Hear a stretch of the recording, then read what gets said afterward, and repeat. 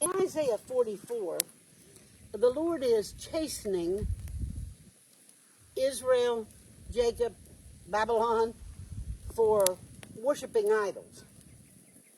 And he says, you sometimes get a smithy, a blacksmith, and he works in iron and pounds with the hammer and makes you something.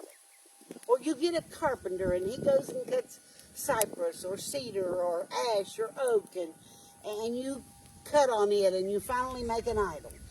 And then you fall down to it and you pray to it and you worship it, saying, deliver me, you're my God.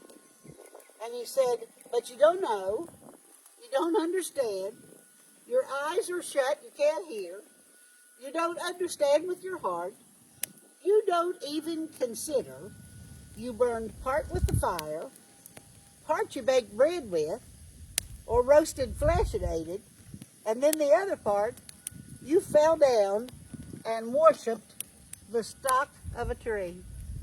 Now, what he's saying is, when you make an idol, and if you make a real idol, said, now you might be whittling on a piece here that maybe you're going to make, I just got a stick. I'm not really trying to make an idol. You all know I don't want an idol. He said, in other words, you cut stuff off that you don't want. Like if I was really trying to make a finger here for an idol, you would whittle. And he said, look, part of it's going right in the fire. You don't want those shavings. Whatever you're trying to make, part of it you don't want. It's going right in the fire, and you'll use that fire to get warm, and you'll use that fire, set you a pot on there, and cook you some pot roast or bake a bread.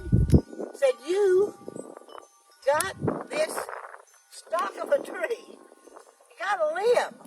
You got a piece of an oak or an ash or a cedar. You actually went to the woods and cut down a piece of something I grew. And you took your hands and your tools and you whittled and worked on that thing. You used an axe or a draw knife, whatever you needed, till you made an idol. And then you bowed down and worshipped this stalk of a tree. You made something with your own hands that you're worshiping. It don't have eyes. It don't have ears. It don't have heart. It can't move. One time it said, if you move it here, it'll stay there till you get back, unless somebody else moves it. If you move it over here, it'll stay here. It can't move. It can't deliver you. Things you make with your hands, they can't do anything for you. He said, I am the Lord God of Israel. I am the Lord.